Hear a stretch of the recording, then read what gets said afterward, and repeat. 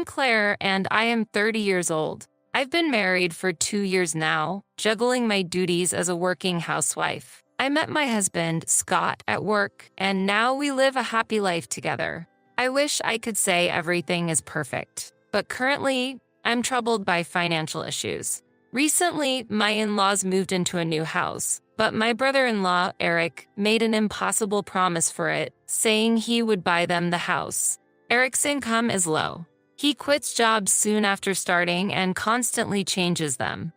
Now, he's working at a company where he's overworked and underpaid. However, he's never been in debt before, so he managed to get approved for a 35-year mortgage. He then got carried away and bought my in-laws a new car, taking out a 10-year loan for it. Eric came begging to Scott, kneeling and saying, "I won't cause any more trouble." He asked Scott, "Can you help a little? Just $200 a month is enough." Scott is kind and easily persuaded. Even though $200 may seem manageable with your income, it's still not a small amount. Besides, we were against Eric taking out a loan in the first place. I tried to persuade him, but Scott said, "I owe my brother. Helping him out a bit is fine. I'll pay with my money, so don't worry." Scott told me that when he was a child, he got lost in the mountains and Eric found and saved him. Since then, Eric often uses his position as a lifesaver to make various demands on Scott. After Scott agreed to help with the loan payments, Eric's demands escalated. The agreement to pay only $200 a month soon increased by $100 each month, and we ended up covering 90% of the payments. Scott's monthly allowance couldn't cover it, so I had to contribute while saving money. I don't waste money, so I could afford to pay this amount. But honestly, I don't want to spend unnecessarily, especially since I want to have children in the future. Hey, wasn't the deal just $200? I can't understand how it came to this. It's okay now because I'm working, but what if I can't work anymore after having kids? We won't be able to pay then. That's true. Okay, I'll tell my brother that we can't pay after we have a child. Promise me. I can't forgive this even now. Scott called Eric to arrange that the payment would stop once we had a child. After that, I started trying to conceive. I didn't want to pay for Eric anymore. And then I got pregnant. Finally, I'm free from helping with Eric's repayments. I felt relieved. I didn't want to get pregnant in this situation, but it was the only way to change things. Then Scott made a suggestion. "Claire, I've been thinking. Maybe you'll agree with this idea. What's going on? Can you tell me more about it?" Actually, Scott's suggestion was a great idea. I was initially anxious, but I agreed to his proposal, thinking that if any problems arose, my child and I could escape. When I was 5 months pregnant, we didn't renew our apartment lease and decided to live with my in-laws.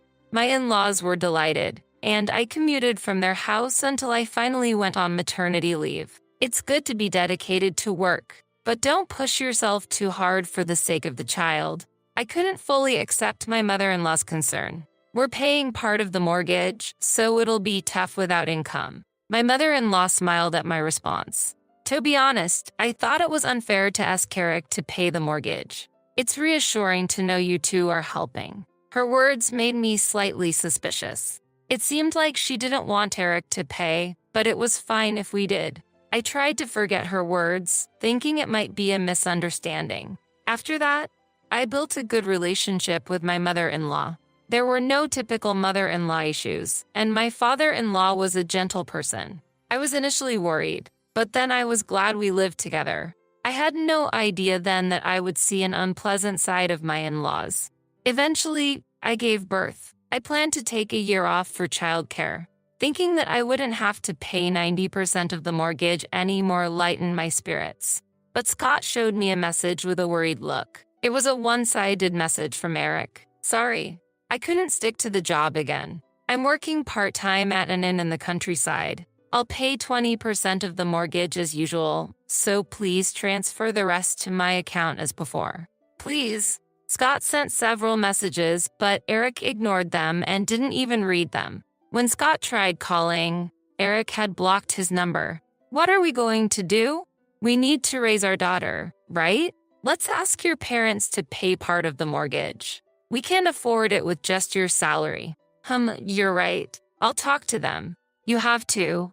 It doesn't matter if we owe them. We need to find Eric and make him pay. As I expressed my anger, Scott went to his parents' room with a wry smile. But it didn't go well. When Scott suggested that they help with the mortgage, his parents got angry and came to me. Scott stood behind them, looking awkward. You said you wanted to support Eric and agreed to pay part of the mortgage. Keep your promise. I retorted angrily to my father-in-law's words. Just to let you know, we never wanted to make these loan payments in the first place. It was Eric who forced this situation on us. It's because he irresponsibly took out a loan that we've had to rely on Scott. At these words, my mother-in-law began to defend Eric. How can you be so cold-hearted? They're brothers, after all. Shouldn't it be fine if they share the financial burden? Can't you be a little more filial? It was you who made Scott ask us for money, wasn't it? Kind-hearted Scott would never say such a thing. It's true that I said I didn't want to make any more payments. But Eric initially said that contributing $200 would be enough, and that was only supposed to be until our child was born. But that agreement was broken, so shouldn't you help out? We never said we wouldn't pay anything. Well, how cheeky. I don't mind being cheeky. If Scott and Eric were sharing the burden equally, I could understand. But we are paying 90% of it. It's us who are suffering because Eric suddenly said he would handle the loan. Even after I said all this, my in-laws didn't seem to understand. Don't be so arrogant over such a small amount of money. As a daughter-in-law, you should just obediently follow what Scott and we say. At that moment, Scott, who was always gentle and calm, changed his expression. I felt a chill down my spine. The saying, the gentler the person, the scarier they are when angry, came to mind. Scott, still smiling, began to speak. All right, I understand. Then we will leave this house. The reason we moved in was that I was worried about leaving Claire alone after she gave birth. Claire's parents had always said we could live with them, so we'll move out once we're ready. I nodded vigorously at Scott's words, feeling relieved. Actually, that had been our intention from the beginning. If we were going to pay the loan, we agreed to live with Scott's family under certain conditions. I didn't want to live with my in-laws, but I agreed to do so under the conditions Scott set. The condition was that if the in-laws sided with Eric, we would immediately leave their house and stop paying the loan. We had already contacted my parents, and they said we could come to them any time if anything happened. The in-laws, still not understanding, said confidently, "Do as you like." 3 days later, we packed our belongings and headed to my parents' house.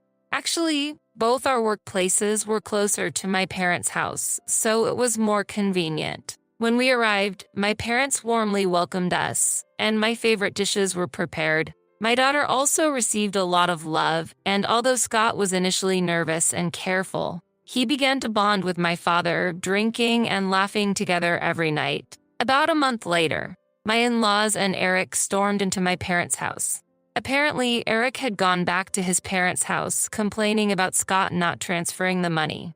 And then the three of them came to demand payment for the loan. We dealt with them without letting them inside. Why didn't you transfer the money? They said they couldn't make the withdrawal. If there's a shortfall, you should pay it yourself. Is that how you treat your benefactor? So arrogant. Benefactor, huh? How long do I have to be grateful? If anything, I feel like I've helped my brother out more times than I can count. What did you say? You're alive today thanks to me. Have you forgotten that day? Eric raised his voice in anger, trying to overpower Scott. Perhaps he thought that gentle Scott would comply if he yelled. I couldn't stand it anymore, and before Scott could say anything, I shouted back at Eric. Enough is enough. Can you stop threatening us with the past? We've repaid our debt to you. More importantly, why did you sign up for the house and car loans for your parents all by yourself? It was to repay my parents for all they've done. That's a lie. There were other ways, like a parent-child relay loan. I know you told Scott that your annual income isn't even $30,000 and you weren't sure if you'd pass the loan review. My words left my in-laws with shocked expressions. Eric, What do you mean your income isn't $30,000? Was it a lie when you said you had changed jobs and were earning over $80,000 and we could rest easy? Hey, Eric, answer properly. As my mother-in-law pressed him, Eric paled and started sweating. That's not true. Where did you hear such a thing? Maybe Scott. Did you use the speakerphone? Maybe it was a misunderstanding. He tried to escape with an explanation, but it was too late. Scott played a voice recording from his smartphone of his conversation with Eric. I exaggerated about earning $80,000 when I didn't even make $30,000. I was hoping the loan review wouldn't go through, but it did. I can afford the loan payments. Can you help me? You owe me for saving your life, right? Scott stopped the recording and looked coldly at Eric. Gone was the usual gentle Scott. I'm the type who's curious about things. I record all my calls. Claire knew because she heard this recording, not because I used a speaker. It's thanks to me that you're here today. So, help me with what I want to do. Don't you want to be filial to your parents? I took out the loan intending to be. Maybe you helped him as a child, but we've repaid that debt. Please don't ask for more. We have a daughter now and need money for her future. You just want to look good in front of your parents, right? Then do it on your own. I said that as I was unable to contain my anger. Scott quietly patted my shoulder. Thanks, Claire. That's enough. Scott, since we were kids, our parents always favored Eric. I was always second. Eric probably took out the loan not really to be filial, but to curry favor with them. And he took out the loan knowing he couldn't pay it, planning to make us pay 90% of it. There's no reasoning with such people. So, we're cutting ties. Scott glared at his parents and Eric. Seeing this, my in-laws started to make a fuss. How dare you talk about cutting ties? You owe us. You should be filial to Eric and us. We raised you. That's right. Do you know how much money we spent so you could go to college? Pay the loan expenses as a way to repay us. Each time my in-laws said something, I grew more and more disgusted. If you keep causing a scene, I'll call the police. Please don't contact us anymore. With that, I forced all three outside and slammed the door shut. Soon after, the police arrived, and my in-laws and Eric left quietly. It seemed my parents had called 911 over 10 minutes ago, sensing the argument wouldn't end. Afterwards, we explained the situation to the police and sent them home. It seems that the police can't intervene much in family matters. We talked with my parents and decided to move out immediately. We found a new place easier than expected and started living in a new apartment with our daughter 2 weeks later. We told my parents our address and promised to visit occasionally, but we didn't tell Scott's parents or Eric anything. Scott changed his phone number and took steps to ensure that his parents and Eric couldn't contact him. Later, Eric apparently struggled with the loan payments and, along with his parents, managed to make the monthly repayments. Scott's father had already retired, and his mother had long been a housewife, enjoying a pensioner's life. However, due to the loan repayments, both had to start part-time jobs, leading to a tough life given their declining health. Eric returned to his parents' house and found a new job. He earned a minimal income, which angered his parents. A friend living near Scott's family told us that they're barely getting by, looking constantly downhearted. We are enjoying a comfortable life in our new apartment, just the three of us. Scott recently got a promotion, resulting in a slight salary increase. Sometimes, I thought you might always be under Eric's thumb. Remembering Eric suddenly, I asked Scott about it. For me, he was still an important family member. Even though he's like that, the treatment from our parents was unfair, but I valued them all because they were family. But I snapped when my father called the loan repayment a trifle. That's when I clearly realized that my real family is not them but you and our daughter. Haha, that's kind of nice to hear. Scott, you look so scary then. I was shocked. Just thinking about what they were saying to my precious family, I couldn't control my anger. Scott and I smiled at each other. While we were talking, our daughter started crying. Oh, what's wrong? I got up, picked her up, and left the bedroom. Scott has work tomorrow, so he needs to rest. I decided to focus on taking care of our daughter instead. I reaffirmed my desire to protect my precious family. When I asked, "Did you build this mansion, Laura?" my sister-in-law replied with a proud face, "Yes, it's a bit too big for living alone, but it's a spacious 3-room house designed for 2 generations. Maybe I should invite my boyfriend to stay on the first floor." I secretly smiled to myself at her words. She was probably lost in some distant dream. What's with that sudden laugh? It's creepy. My sister-in-law looked at me intently, puzzled by my smile. Her eyes held me as if seeing something unknown. Without breaking a smile, I shared a fact with my sister-in-law. My name is Victoria. I am an office worker nearing the milestone of my 40s. I married Edward, my boss in the same sales department, at the age of 30.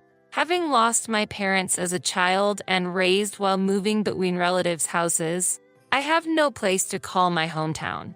I revealed this fact to my husband early on, and he did not mind it and did not change in the way he treated me. My parents-in-law have always been warm ever since we were dating, often inviting me over for meals at their home. After marriage, my parents-in-law loved me like their own child, and it was natural for me to live in my husband's family home.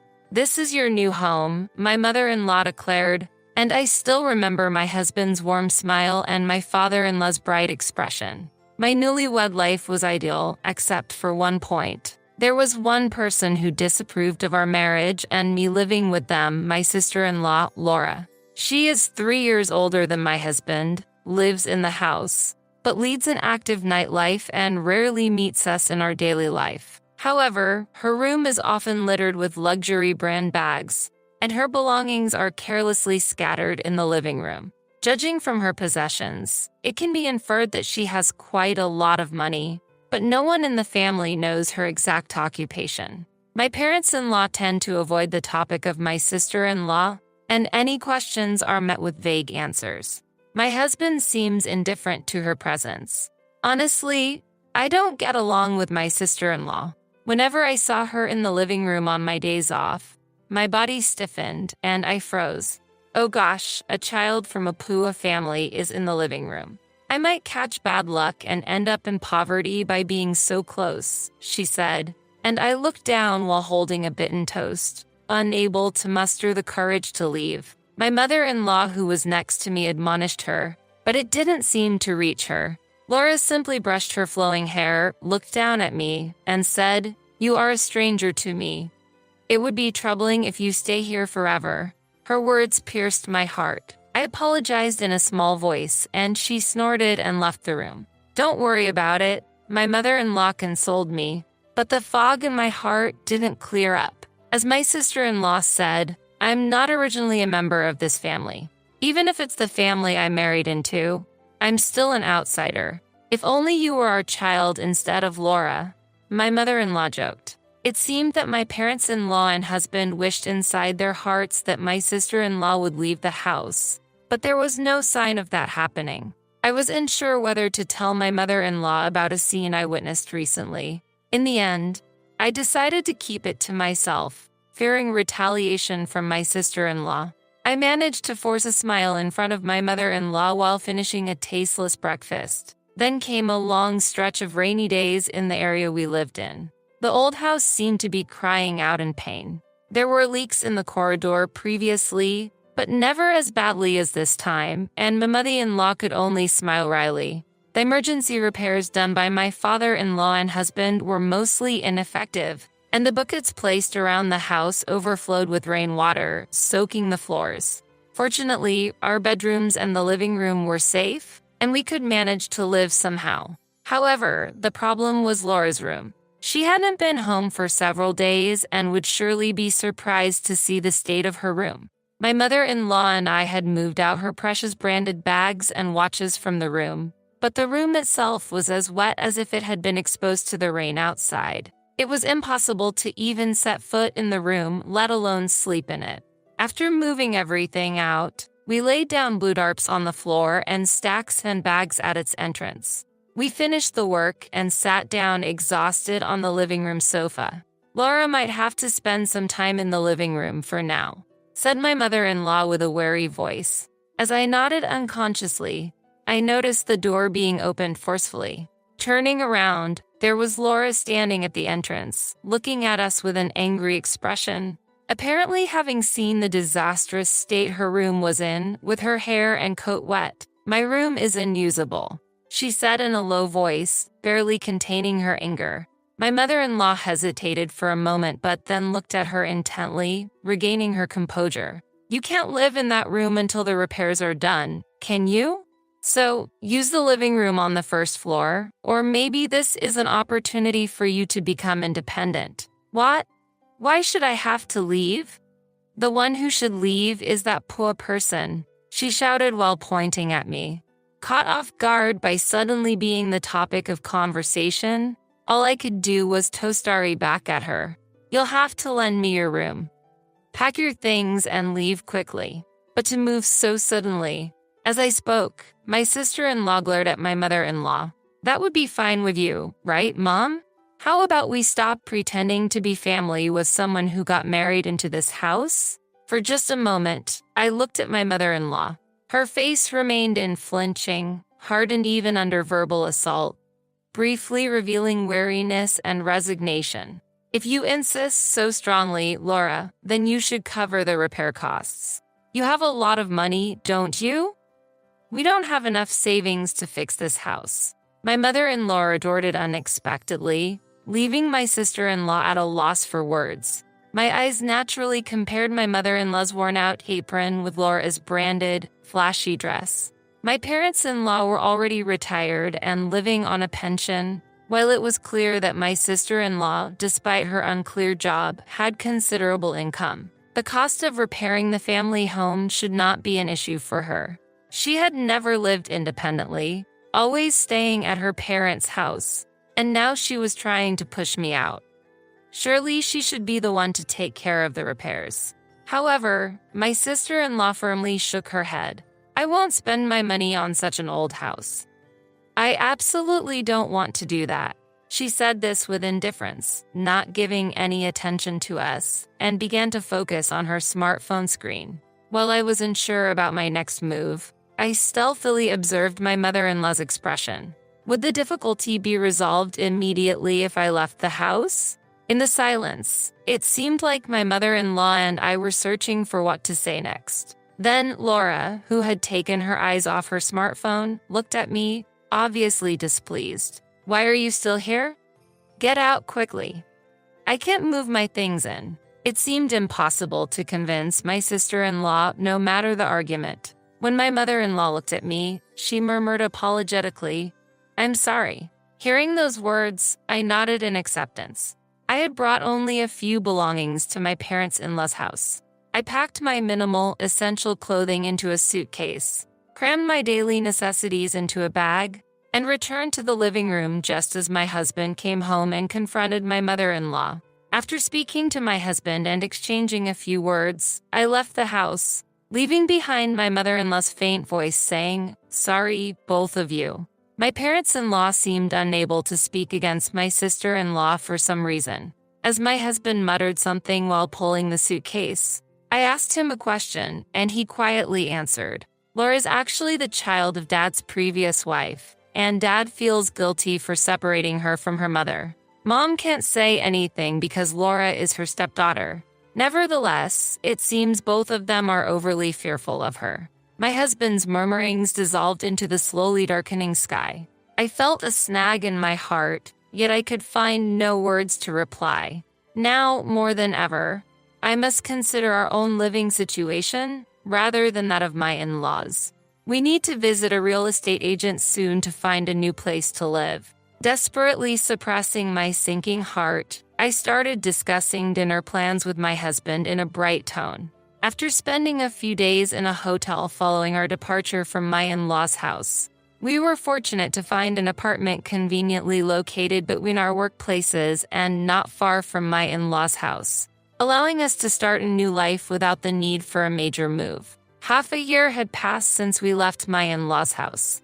As planned, we left the apartment on our day off and headed to a specific location. In just a short 15-minute walk, a gleaming new house came into view. A few cars were neatly parked in the spacious driveway, and it seemed a barbecue was being held in the garden, which was partially visible from the street. Stepping onto the property unexpectedly, I spotted the person of interest at the center of the laughter and conversation. She noticed me and looked surprised. "Oh, it's you, Victoria," my sister-in-law said as she informed her friends of something, and then made her way through the crowd toward me. She was still dressed in flashy jewelry and an expensive dress, exuding the air of affluence. Standing before me, her demeanor shifted from the bright expression she had given her friends to a cold gaze as she looked down at me. "I don't remember inviting any poor people." "What? Did you come to search the garbage?" "No, I didn't come here with that intention." "Humph, it seems you can't become a proper adult without parents." I didn't respond to my sister-in-law but looked around instead, noticing her friends and acquaintances gathered in her new home, celebrating the housewarming. Although I hadn't received a formal invitation, my husband had learned about the party through her social media account and had informed me. After surveying the surroundings with a calm demeanor, I looked back at my sister-in-law. "Did you build this mansion, Laura?" I asked, to which she proudly replied, "Yes, it's a bit too big for just myself, but it's a spacious 3-room house for 2 generations. Maybe I should invite my boyfriend to live on the first floor." I secretly smiled to myself at her words. She was probably indulging in some distant dream. "What's wrong?"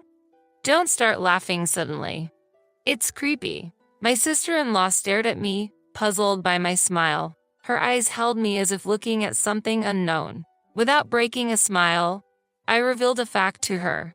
"Actually, this house is mine." My sister-in-law stopped in her tracks. "You must be mistaken," she said, tilting her head. I confidently reiterated that the house was indeed mine. Her complexion changed abruptly, turning red. "What nonsense are you talking about? Stop joking." As expected, my sister-in-law attempted to argue back forcefully. Her loud voice caused some of the surrounding people to turn and look our way. My sister-in-law watched my next move with a somewhat embarrassed shrug of her shoulders. I took a document from my bag and presented it in front of her. "Is this a deed?" My sister-in-law stared at the document I presented. I pointed to a specific line in the document, and her gaze followed. At that moment, her facial expression twisted. My name was clearly written on that deed. The new house that my sister-in-law believed was hers was actually mine. After my parents passed away, I had saved almost all of the insurance money and inheritance I received. I had dreamed of building my own house since adulthood. Seeing the deterioration of my parents-in-law's house and their hardships, I decided that it was time to use that money. And I was determined that this house must not be taken by my sister-in-law. In fact, I financed and built this residence. However, you have been claiming it as your own without permission and even hosted a party here. Before I knew it, a crowd of curious onlookers had gathered around us, quietly watching the unfolding situation. The tension gradually escalated as people began to ask, "Isn't this house yours?" "Yes, it's my house." After all, the deed and the keys were in the house, my sister-in-law asserted strongly. "That was meant to be given to your parents since we were planning to live together. Did you take the keys without permission?"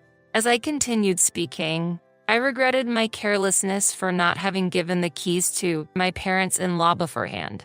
I wondered why my sister-in-law did not realize that I was the one who had built the house, even though she must have seen the deed. Perhaps she had been indulging in the ideal fantasy of living there only with her parents. "Have you been receiving money and valuables from your parents in this way until now?" I asked sharply.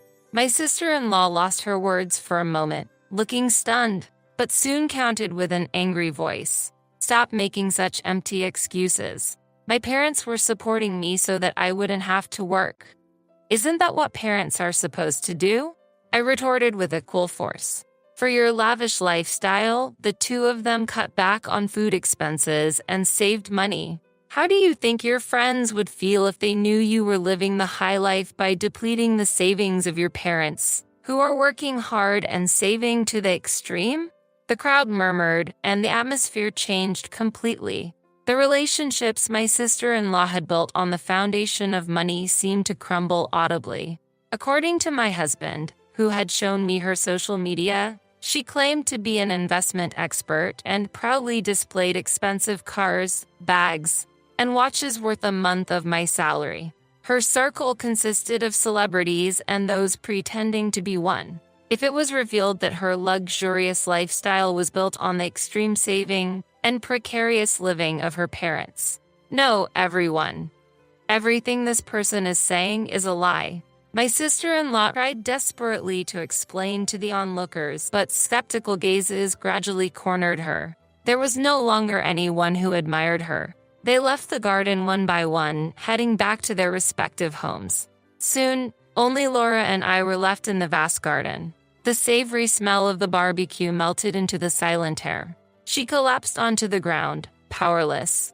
Then, hearing modest footsteps, I turned to see my parents-in-law standing with stern expressions. They glanced at the bright new house for a moment before looking down at my sister-in-law sitting on the ground. "We have spoiled you too much until now. From now on, you must stand on your own 2 feet and live on your own," said my father-in-law with weighty words. My sister-in-law seemed to look at them with tears, begging for help. "Aren't you two going to live in this house? Then give me the old house. What am I supposed to do if I don't have a place to live?" Her desperate cry was drowned out by the sound of footsteps on the lawn, and then my husband appeared. As if seeing through my sister-in-law's heart, he stated matter-of-factly, "The house you grew up in has already been demolished, so there is no place for you to return. Apologize to Victoria and live here, or else you'll have to live independently." How can this be? In the end, my sister-in-law remained crouching in the garden, beginning to cry. However, her pride was too high to apologize to me. As expected, she continued to blame me but never asked to stay in the house. With no more assistance from her parents and being evicted from the demolished family home, she seemed lost. The only way for her to live independently was to work. But finding a job was difficult for her, who had never worked properly before, and according to my husband, she barely managed to get by with a live-in job at a hotel she had found. Later, she was seen visiting my parents-in-law and husband, begging for financial help, but my husband stated, "If you come here again, I will call the police." Her failure to apologize to me and ask for help might be seen as a sign of excessive pride. On the other hand, my parents-in-law offered to share the construction costs of the new house, but I declined. The house was built with the intention for us as a couple to live in. Their sentiment alone was enough for me. Still, my parents-in-law were adamant about offering financial support. After much deliberation, instead of accepting the money, I asked them to take care of our future child. At that time, I had just learned that I was pregnant. My parents-in-law were overjoyed at the news and wholeheartedly welcomed the addition to the family. My husband, knowing that our child's birth was imminent, became even more devoted to his work. This new house will proudly fulfill its duty as the final residence for my parents-in-law and as the place I can always return